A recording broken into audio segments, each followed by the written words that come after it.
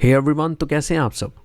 इस चीज़ में तो कोई दो राय नहीं है कि इंडियन कॉन्स्टिट्यूशन एक फेडरल सिस्टम को फॉलो करता है। लेकिन अगर हम बात करें इसी सिस्टम की, तो ये सिस्टम इतना स्ट्रिक्ट भी नहीं है, क्योंकि कुछ केसेस इंडियन कॉन्टेक्स्ट में ऐसे भी निकल कर आ सकते हैं जब यही सिस्टम ट्रांसफॉर्म हो सकता है from federal to a quasi federal system, like in cases of national interest, in areas related to emergency and also in cases of residuary powers.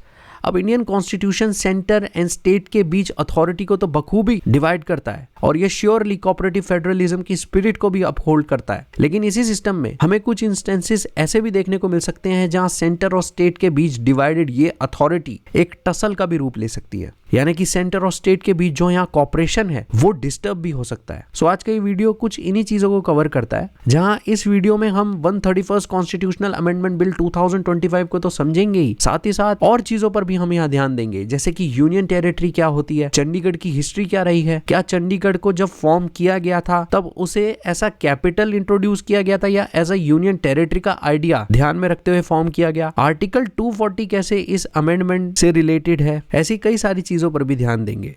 Video पूरा देखिएगा। सबसे पहले डिस्कस करते हैं कि ये जो 131st कॉन्स्टिट्यूशनल अमेंडमेंट बिल है, इसे लाया क्यों गया, इसका पर्पस क्या है, ये कहता क्या है। देखिए, ये बिल सिर्फ एक चीज़ कहता है कि जो यूनियन टेरिटरी ऑफ चंडीगढ़ है, जो कि कैपिटल भी है, जो शेयर की जाती है बिटवीन पंजाब एंड हरियाणा, उसको आर्टिकल 240 के अंडर लाया जाएगा। यानी कि चंडीगढ़ की जो टेरिटरी है उसे आर्टिकल 240 के एम्बिट में लाया जाएगा।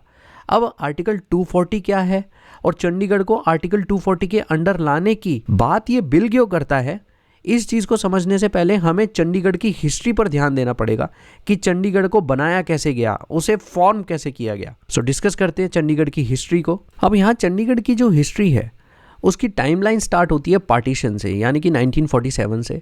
अब आज का जो पंजाब है वो बहुत अलग था उस टाइम के पंजाब से, क्योंकि पार्टीशन से पहले यानी कि 15 अगस्त 1947 से पहले पंजाब की जो कैपिटल थी वो थी लाहौर।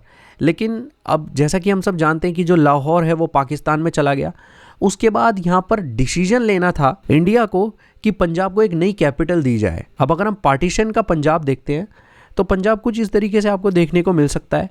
लेफ्ट हैंड साइड पर वो पंजाब है जो कि टेरिटरी है पाकिस्तान की, जो कि अब पाकिस्तान में, और राइट हैंड साइड पर है इंडिया का पंजाब। अब उस टाइम इसकी कैपिटल तो कोई थी नहीं, तो उस टाइम जो प्राइम मिनिस्टर थे, यानी कि जो first prime minister of India थे श्री जवाहरलाल नेहरू, उन्होंने ये डिसीजन लिया कि पंजाब को उसकी खुद की कैपिटल दी जाएगी। तो उन्होंने इसी चीज़ के लिए एक स्विस फ्रेंच आर्किटेक्चरल डिज़ाइनर को अप्रोच किया जिनका नाम था ली कॉर्बुजियर। जैसे कि आप सब देख सकते हैं, ये है वही आर्किटेक्ट जिन्होंने पंजाब की जो कैपिटल है, जो कि चंडीगढ़ है, उसको डिज़ाइन किया।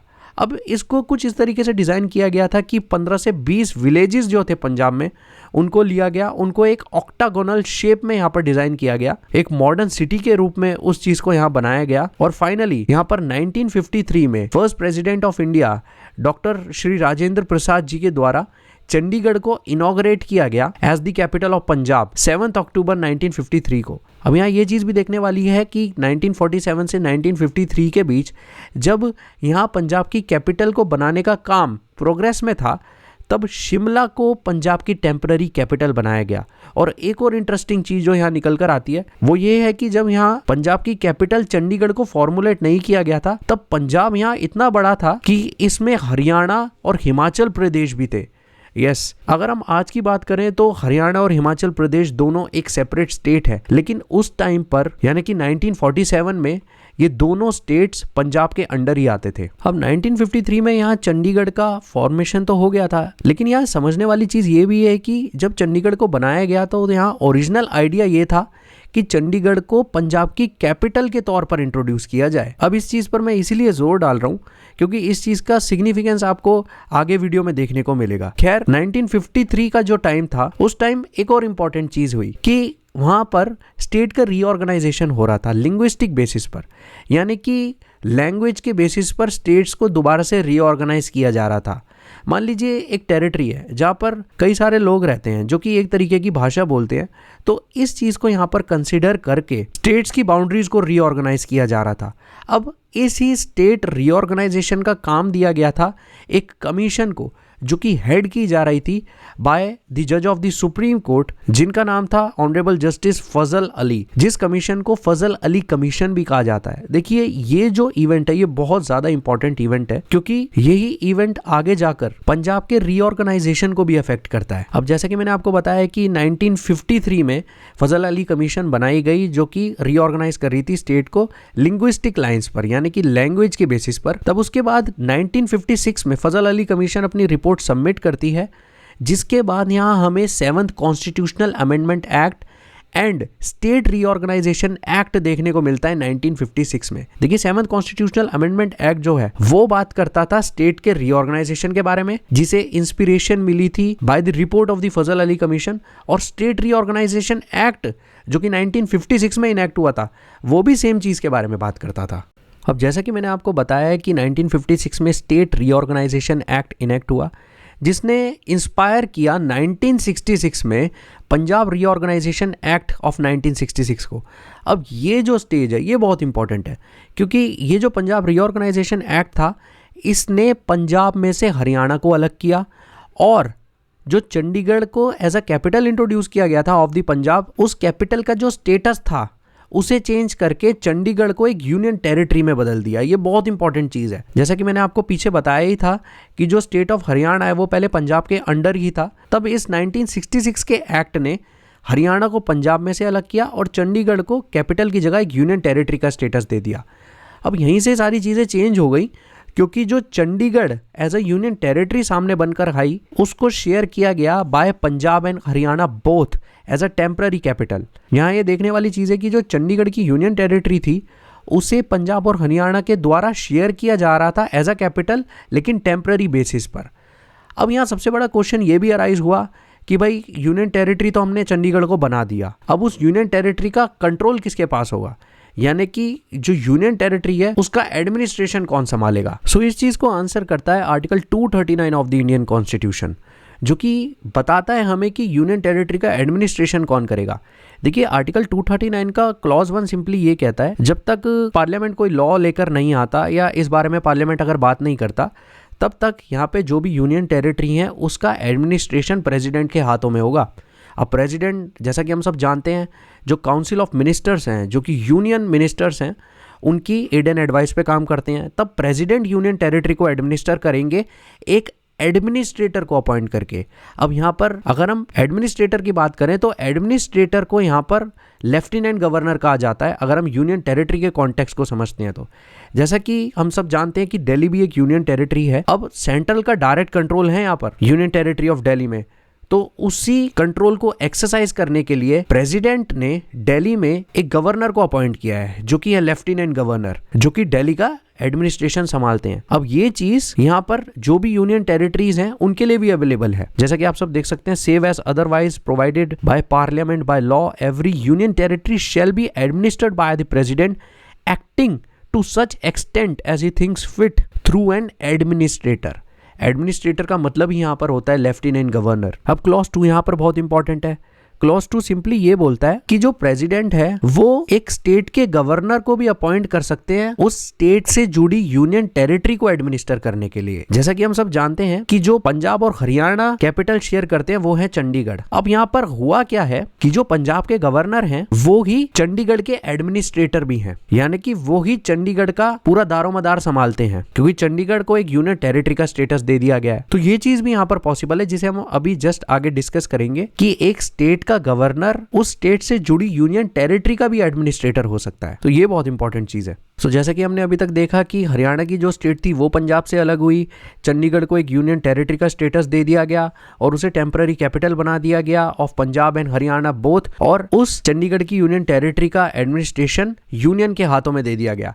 अब यहाँ पर 1970 का एक इवेंट आता है जहां पर एक बहुत फेमस पंजाबी लीडर फतेह सिंह आमरण अनशन पर बैठ जाते हैं। वो ये डिमांड रखते हैं कि पंजाब को खुद की एक सेपरेट कैपिटल प्रोवाइड की जानी चाहिए। अब उस टाइम की जो प्राइम मिनिस्टर थी श्रीमती इंदिरा गांधी, वो प्रॉमिस करती हैं कि पंजाब को चंडीगढ़ के रूप में पंजाब की कैपिटल दे दी जाएगी, लेकिन ये प्रॉमिस आगे जाकर फुलफिल नहीं होता। फिर 1984 में एक ऐसी चीज होती है जो कि आज तक फॉलो हो रही है। जैसा कि मैंने आपको बताया था कि आर्टिकल 239 का क्लॉज 2 ये कहता है कि एक स्टेट का गवर्नर उसी स्टेट से जुड़ी यूनियन टेरिटरी का एडमिनिस्ट्रेटर भी हो सकता है। अब 1984 में सिचुएशंस सिक्योरिटी रीजंस की वजह से कुछ ठीक नहीं थी, जैसे कि यहाँ सिख राइट्स भी देखने को मिले, काफ़ी वायलेंस देखने को मिला। तो उस टाइम पर काइंड ऑफ एक सेटलमेंट हुआ जो कि आज तक चल रहा है। अब उस टाइम हुआ क्या कि चंडीगढ़ तो एक ऐसी कैपिटल थी जो कि पंजाब और हरियाणा दोनों के बीच शेयर की जा रही थी, लेकिन जो पंजाब के गवर्नर थे उन्हें ही चंडीगढ़ जो यूनियन टेरिटरी है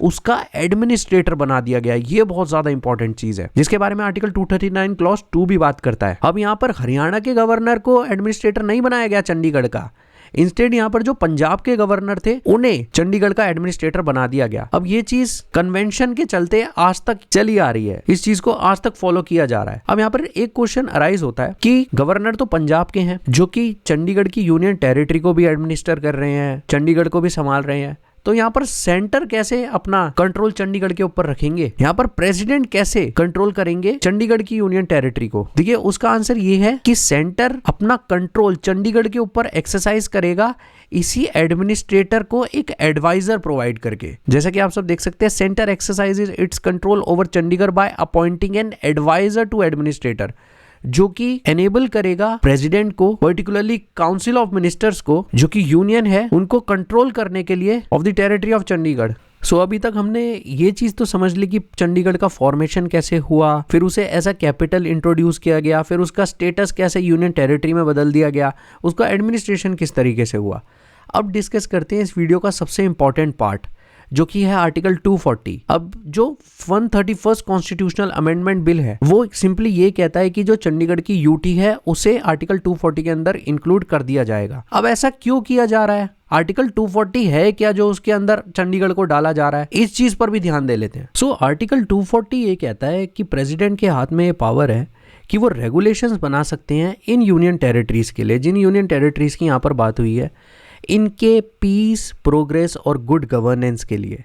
अब ये कुछ यूनियन टेरिटरीज हैं जिनके लिए प्रेसिडेंट रेगुलेशंस बना सकते हैं, जो कि हैं Andaman and Nicobar islands, Lakshadweep, Dadar and Nagar Haveli, Daman and Diu and Puducherry. अब आपके मन में ये सवाल तो जरूर आया होगा कि यही यूनियन टेरिटरीज यहाँ पर क्यों दे रखी हैं जिनकी पीस, प्रोग्रेस और गुड गवर्नेंस के लिए प्रेसिडेंट यहाँ रेगुलेशंस बना सकते हैं, रेगुलेशंस लेकर आ सकते हैं। उसका सिंपल आंसर ये है कि ये कुछ ऐसी यूनियन टेरिटरीज है जिनके पास खुद का लेजिस्लेचर नहीं है, वरना अगर लेजिस्लेचर होता तो लेजिस्लेचर खुद उस यूनियन टेरिटरी की पीस, प्रोग्रेस और गुड गवर्नेंस के लिए लॉज बना सकता था, लेकिन उनके पास लेजिस्लेचर ही नहीं है। इसलिए यहाँ पर प्रेसिडेंट को ये पावर दी गई है under article 240 of the Indian constitution कि वो इन टेरिटरीज के लिए यहाँ पर रेगुलेशंस लेकर आ सकते हैं। जैसा कि आप सब देख सकते हैं, ये सब यूनियन टेरिटरीज हैं जिनके पास अपना लेजिस्लेचर नहीं है, इसलिए उन्हें आर्टिकल 240 के अंदर डाला गया है जिससे प्रेसिडेंट रेगुलेशन लेकर आ सकें उनकी बेहतरी के लिए, उनकी अच्छाई के लिए। लेकिन वहीं पर यहाँ पर जो यूनियन टेरिटरीज ऐसी हैं जिनके पास लेजिस्लेचर है उन्हें आर्टिकल 240 के अंदर इंक्लूड नहीं किया गया, जैसे कि दिल्ली, जम्मू एंड कश्मीर एंड पुडुचेरी, क्योंकि उनकी लेजिस्लेचर पूरी तरीके से सक्षम है लॉज लेकर आने के लिए उन यूनियन टेरिटरीज की बेहतरी के लिए। अब आप ये सोच रहे होंगे कि यहाँ तो पुडुचेरी दे रखी है और मैंने स्लाइड में पीछे मेंशन किया है कि भाई आर्टिकल 240 उस पर अप्लाई नहीं होता। देखिए उसका भी प्रोवाइजो यहाँ दे रखा है। फर्स्ट प्रोवाइजो सिंपली ये कहता है कि आर्टिकल 239A जो कि पुडुचेरी के बारे में बात करता है, अगर आर्टिकल 239A के अंडर पुडुचेरी के लिए लेजिस्लेचर बना दिया गया है तब उस सिचुएशन में प्रेसिडेंट यहाँ पर रेगुलेशंस नहीं बना सकते, क्योंकि भाई उस सिचुएशन में पुडुचेरी का लेजिस्लेचर पुडुचेरी की बेहतरी के लिए लॉज लेकर आएगा ना, प्रेसिडेंट को उस सिचुएशन में रेगुलेशंस लाने की जरूरत ही नहीं है। सेकेंड प्रोवाइजो यहाँ पर यह कहता है कि अगर कोई ऐसी सिचुएशन आ जाती है जहां पर जो पुडुचेरी का लेजिस्लेचर है वो डिसॉल्व हो जाता है, तो जितने टाइम के लिए पुडुचेरी का लेजिस्लेचर यहाँ पे डिसॉल्व्ड है उस टाइम पीरियड के लिए यहाँ पर प्रेसिडेंट रेगुलेशन लेकर आ सकते हैं पुडुचेरी की बेहतरी के लिए। अब यहाँ पर एक बहुत इंपॉर्टेंट चीज, बहुत इंपॉर्टेंट क्लॉज जो कि आपको समझना चाहिए वो है आर्टिकल 240 क्लॉज 2। क्लॉज 2 सिंपली ये कहता है कि प्रेसिडेंट आर्टिकल 240 के अंदर जो भी रेगुलेशन लेकर आएंगे वो रेगुलेशन अमेंड भी कर सकता है, रिपील भी कर सकता है पार्लियामेंट के किसी भी लॉ को जो लॉ एक यूनियन टेरिटरी के लिए बनाया गया है। मान लीजिए यहाँ पर चंडीगढ़ के लिए कोई पार्लियामेंट ने लॉ पास किया है जो कि फोर्स में है, जो कि बना दिया गया है ऑलरेडी पार्लियामेंट के द्वारा। अब यहाँ पर प्रेसिडेंट को कोई अलग चीज लगती है जिसके लिए उस लॉ में कुछ चेंज करने के लिए या उस लॉ को कंप्लीटली हटाने के लिए प्रेसिडेंट को ऐसा लगता है ऐसा किया जाना चाहिए, तब प्रेसिडेंट उस चीज के लिए अपने आर्टिकल 240 में दी गई पावर को यूज करके ऐसा रेगुलेशन लेकर आ सकते हैं जो कि वो लॉ जो कि चंडीगढ़ के लिए बनाया गया है, या तो उस लॉ को हटाया भी जा सकता है पूरी तरीके से या उसमें फेरबदल भी किया जा सकता है। अब यहाँ पर जो प्रेसिडेंट है वो काउंसिल ऑफ मिनिस्टर जो कि यूनियन मिनिस्टर्स हैं उनकी एड और एडवाइस पर काम करते हैं, ये तो हम सब जानते हैं। अब यही चीज सबसे बड़ा कंसर्न बनी है इस कंट्रोवर्सी का जो कि हो रही है around this constitutional amendment bill. Government of Punjab ने यहाँ पर कुछ कंसर्न्स अपने रखे हैं, जिसमें सबसे मेन कंसर्न यही है, जिसमें गवर्नमेंट ऑफ पंजाब ये कहती है कि ऐसा हो सकता है कि चंडीगढ़ के लिए कोई लॉ ऑलरेडी पार्लियामेंट ने बना दिया है जो कि फोर्स में है, जो कि काम कर रहा है, लेकिन यहाँ पर प्रेसिडेंट अपनी रेगुलेशन की मदद से उस लॉ को हटा भी सकते हैं, जो कि चंडीगढ़ के लिए ठीक नहीं होगा, क्योंकि जो प्रेसिडेंट है वो काउंसिल ऑफ मिनिस्टर्स की सलाह पर, उनकी एड और एडवाइस पर काम करते हैं, जो कि सारे यूनियन कैबिनेट मिनिस्टर्स हैं। तो according to the government of Punjab, अगर चंडीगढ़ को आर्टिकल 240 में डाल दिया गया तब प्रेसिडेंट के पास रेगुलेशन की पावर आ जाएगी, जो कि इनडायरेक्टली यूनियन गवर्नमेंट एक्सरसाइज करेगी, जो कि चंडीगढ़ को बेहतरी से ज्यादा नुकसान पहुंचाने तक का भी काम कर सकती है। ये कहना है यहाँ पर गवर्नमेंट ऑफ पंजाब का। जैसा कि आप सब देख सकते हैं, laws can be modified by the centre, जो कि है union, through special regulations under article 240। ये तो सेकंड कंसर्न था। सबसे पहला कंसर्न ये था कि पंजाब गवर्नमेंट यहाँ ये कह रही है कि जो गवर्नर ऑफ पंजाब हैं, जो कि एडमिनिस्ट्रेटर भी हैं यूनियन टेरिटरी ऑफ चंडीगढ़ के, वो governor of Punjab government of Punjab के अकॉर्डिंग फिर नहीं चलेंगे अगर यहाँ पे आर्टिकल 240 के अंडर चंडीगढ़ को डाल दिया गया। देखिए, ये एक ऐसी स्टेटमेंट है, ये एक ऐसा आर्गुमेंट है जो मेरे ओपिनियन में बिल्कुल भी सस्टेन नहीं करता। गवर्नमेंट ऑफ पंजाब ये कहना चाह रही है कि यहाँ पर जो गवर्नर है पंजाब के, जो कि एडमिनिस्ट्रेटर भी हैं चंडीगढ़ के, वो गवर्नर पंजाब गवर्नमेंट के हिसाब से चलते हैं। अब ये चीज यहाँ इसीलिए भी ठीक नहीं है क्योंकि इस चीज को तो यहाँ कॉन्स्टिट्यूशन खुद ही अलाउ नहीं करता। अगर किसी स्टेट का गवर्नर है जो कि एडमिनिस्ट्रेटर भी है किसी यूनियन टेरिटरी का, जो इस केस में उस यूनियन टेरिटरी का आप लेफ्टिनेंट गवर्नर भी चलिए उसे कह देते हैं, तो वो तो वैसे भी उस स्टेट के गवर्नमेंट के अकॉर्डिंग चलता ही नहीं है। क्योंकि अगर हम आर्टिकल 239 जैसे कि ऑलरेडी डिस्कस कर चुके हैं, उसका क्लॉज 2 सिंपली ये कहता है कि जो प्रेसिडेंट है वो किसी स्टेट के गवर्नर को उस स्टेट से जुड़ी यूनियन टेरिटरी का एडमिनिस्ट्रेटर भी बना सकते हैं, जिस गवर्नर के पास ये पावर होगी और वो अपने सारे फंक्शंस एक्सरसाइज कर सकता है independently of his council of ministers. ये बहुत इंपॉर्टेंट चीज़ है। देखिए, कॉन्स्टिट्यूशन यहाँ ये चीज़ खुद ही कह देता है कि जो गवर्नर, जो कि किसी स्टेट का गवर्नर है जिसे उस स्टेट से जुड़ी यूनियन टेरिटरी का एडमिनिस्ट्रेटर भी बना दिया गया है, उस गवर्नर को यहाँ पर उस स्टेट गवर्नमेंट की सुनने की कोई ज़रूरत नहीं है। यानी कि उस स्टेट गवर्नमेंट के जो काउंसिल ऑफ मिनिस्टर हैं वो कुछ भी कहते रहें, वो गवर्नर इंडिपेंडेंटली अपने फंक्शंस यहाँ परफॉर्म कर सकता है। सो इसीलिए जो गवर्नमेंट ऑफ पंजाब का ये जो फर्स्ट कंसर्न है ये बिल्कुल भी सस्टेन नहीं करता है। अब थर्ड कंसर्न में गवर्नमेंट ऑफ पंजाब ये कहती है कि जो चंडीगढ़ है उसे ओरिजिनली बनाया ही इसलिए गया था क्योंकि उसे एज अ कैपिटल इंट्रोड्यूस किया गया था ऑफ द पंजाब। जैसा कि हमने पीछे भी डिस्कस किया कि जब चंडीगढ़ के फॉर्मेशन की बात हुई थी तब 1953 में डॉक्टर राजेंद्र प्रसाद ने ऑन 7 अक्टूबर 1953 को उसे as a capital of Punjab यहाँ पर इनॉग्रेट किया, जिस आइडिया को यहाँ प्रपोज किया गया था by then prime minister of India Shri Jawaharlal Nehru in 1947, और फिर ली कॉर्बुजियर ने चंडीगढ़ की जो कैपिटल है उसे डिजाइन किया। यही तीसरा कंसर्न यहाँ एक्सप्रेस करती है गवर्नमेंट ऑफ पंजाब की जो आइडिया था, जो कि शुरू से ही था कि चंडीगढ़ को एज अ कैपिटल हमें देखना है, एज अ कैपिटल उसे इंट्रोड्यूस किया गया। जब आप उसे आर्टिकल 240 के अंडर डाल देंगे तो वो ऑब्वियसली यूनियन टेरिटरी हो जाएगा, क्योंकि प्रेसिडेंट आर्टिकल 240 में रेगुलेशन यूनियन टेरिटरी के लिए ही लेकर आ सकते हैं, स्टेट के लिए नहीं या स्टेट की कैपिटल के लिए नहीं। तो इससे कहीं ना कहीं जो मांग थी चंडीगढ़ की एज अ कैपिटल पंजाब के लिए वो डाइल्यूट हो जाएगी, क्योंकि आप तो अल्टीमेटली उसे एज अ यूनियन टेरिटरी ही देख रहे हैं for the purpose of article 240। सो ये तो हुई completely 131st constitutional amendment bill 2025 की बात। अब यहाँ पर इस बिल से जुड़ा एक बहुत इंपॉर्टेंट अपडेट जो सामने निकल कर आया है वो ये है कि मिनिस्ट्री ऑफ होम अफेयर्स ने जब इस बिल को प्रपोज किया था पार्लियामेंट में, तब बहुत बैकलैश देखने को मिला फ्रॉम दी ऑपोजिशन। अब इसी चीज के चलते मिनिस्ट्री ऑफ होम अफेयर्स ने यहाँ एक स्टेटमेंट भी दी है, जिसमें वो ये कहते हैं कि ऐसा कोई फाइनल डिसीजन अभी नहीं है जो कि लिया गया है इस बिल से related to take control over Chandigarh. यानी कि मिनिस्ट्री ऑफ होम अफेयर्स यहाँ यही कहना चाहती है कि कोई भी फाइनल डिसीजन इस बिल से जुड़ा नहीं लिया गया है कि इसे इंट्रोड्यूस किया जाएगा या नहीं किया जाएगा। और जहां तक बात रही चंडीगढ़ के कंट्रोल की, जो कि किया जा सकता है bye the centre, by the union, उसे भी यहाँ यूनियन होम मिनिस्ट्री डिनाई करती है। सो आज का ये वीडियो हमारे लिए डिस्कस करना इसीलिए भी इम्पोर्टेंट था क्योंकि ये वीडियो सिर्फ इस अमेंडमेंट बिल के बारे में ही बात नहीं करता, बल्कि कई और इम्पॉर्टेंट चीज़ें जैसे कि यूनियन टेरिटरी क्या है, प्रेसिडेंट की क्या पावर्स हैं in relation to union territories, Chandigarh का जो ओरिजिनल आइडिया था उसकी हिस्ट्री थी, उसका जो फॉर्मेशन था, उसका जो एडमिनिस्ट्रेशन था, वो किस तरीके से काम करता है। ये वीडियो कुछ इस तरीके की इंपॉर्टेंट चीज़ों पर भी ध्यान देता है। सो मुझे उम्मीद है आज की वीडियो आपको अच्छी लगी होगी। जिस इन्फॉर्मेशन को आप यहाँ गैदर करने आए होंगे वो आपको मिली होगी। Have a great